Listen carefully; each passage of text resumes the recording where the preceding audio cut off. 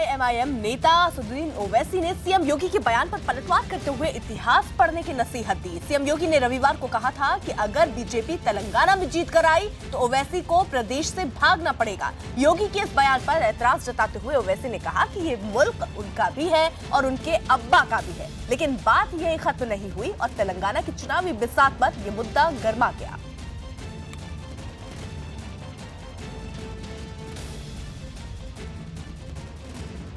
अगर ये मुस्लिम तुष्टीकरण नहीं होती तो मित्रों, देश के अंदर कहीं भी कोई आतंकी घटना घटित होती है, उसके तार इस हैदराबाद से जुड़ते हुए नहीं दिखाई देते। कौन लोग हैं जो आईएसआई के साथ, आईएसआईएस के साथ या फिर उन आतंकी संगठनों के साथ अपने रिश्ते जोड़ने का कार्य करते हैं, जो भारत की सुरक्षा के साथ खिलवाड़ कर रहे हैं। किसी कारण से आपके पूर्वजों ने संघर्ष के बल पर इस तेलंगाना की भूमि को निजामशाही से मुक्ति दिलाई थी।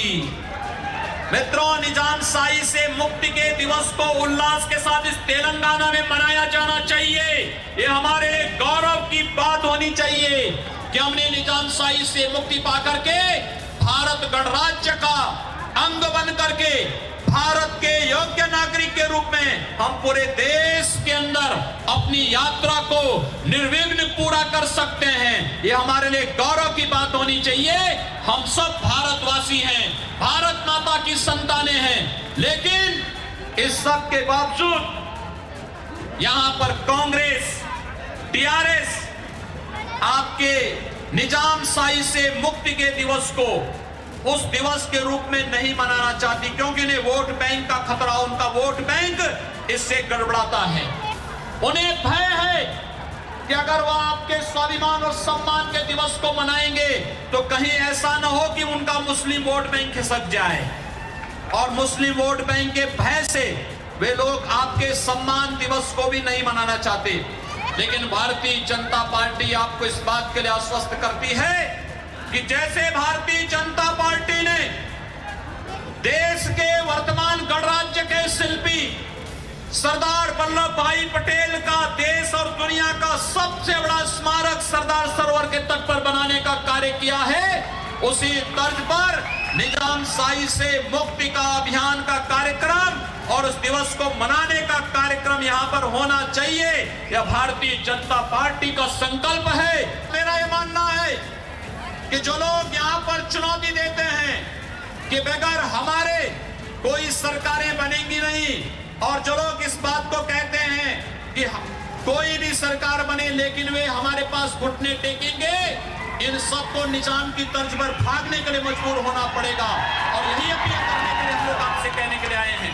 उत्तर प्रदेश का चीफ मिनिस्टर जो हिंदुस्तान के संविधान के ऊपर हॉल्फ लिया है, ओथ लिया है, कॉन्स्टिट्यूशन के ऊपर ओथ लेकर वो हैदराबाद को टपक गए।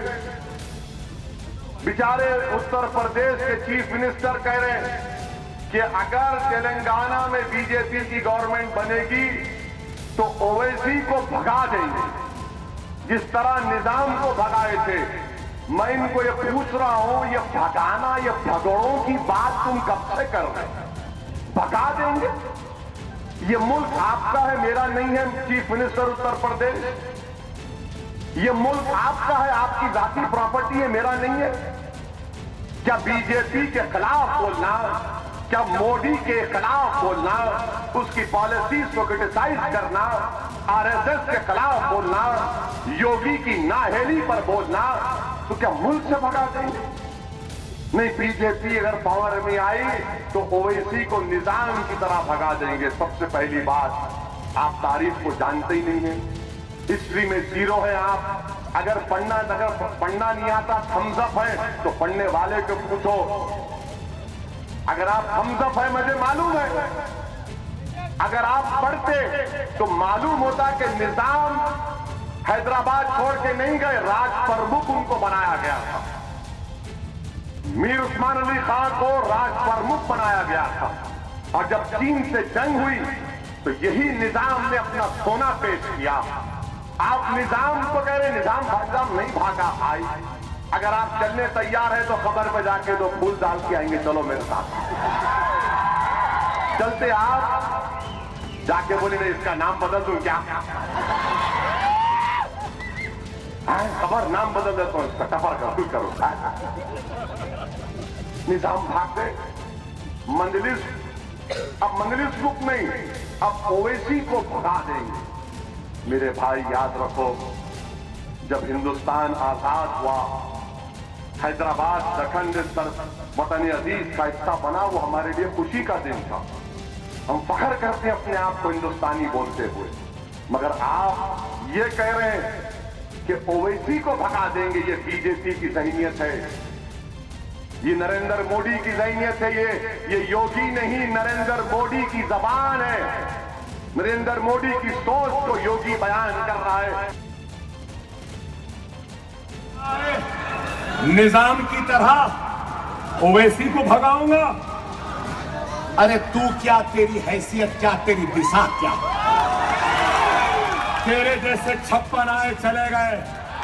अरे ओवैसी तो छोड़ो, ओवैसी की आने वाली 1000 नस्लें भी इसी मुल्क में रहेंगी, तुझसे लड़ेंगी, तुझसे मुकाबला करेंगी, तुझे भगाएंगी। हम भागने वालों में तो नहीं है।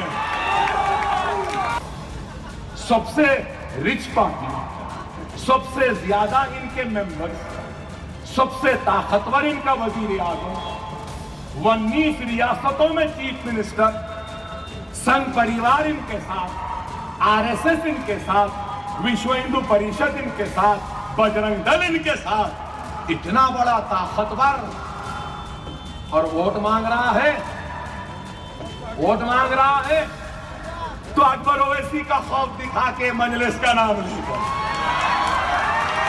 वाकई में कितना फकीर हो गया, कितना गरीब हो गया।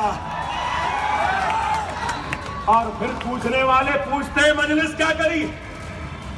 अरे बताओ, इससे बड़ा और काम क्या करना?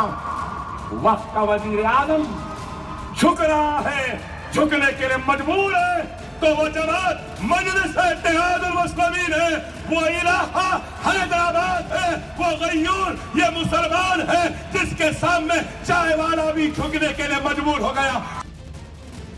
वहीं ओवैसी और योगी के वार पलटवार के बीच देश की सियासत भी गरमा गई। योगी आदित्यनाथ जी ने जो बात कही है, उसमें जिस तरीके की उन्माद भरी बातें ओवैसी साहब करते हैं, जिस तरीके से उनके तमाम कुनबे पे पहले से भी एफआईआर दर्ज है, लोगों को भड़काने का काम करते हैं, कि उन्हीं के भाई ने आपके और हम तमाम लोगों के सामने ये बात तो कही थी ना कि 15 मिनट के लिए पुलिस हटा दीजिए, तमाम हिंदुओं को मैं हलाक कर दूंगा। तो इस तरह की बात जो समाज को तोड़ने वाली, संविधान को तोड़ने वाली, इंसानियत पे प्रहार, इस तरह के लोगों को राज्य में रहने का कोई हक नहीं है। इस बात को नकारा नहीं जा सकता है कि असदुद्दीन ओवैसी जैसे लोग और उनकी पार्टी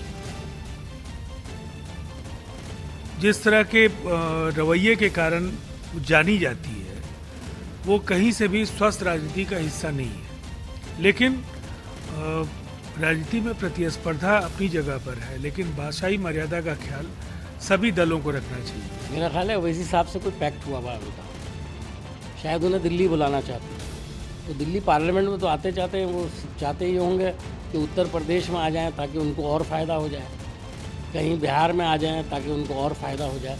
चूँकि भारतीय जनता पार्टी और ओवैसी दोनों एक ही काम कर रहे हैं ना, बुनियादी तौर पर एक दूसरे के खिलाफ नफरत फैलाने का ही काम उनके ज़रिए से हो रहा है।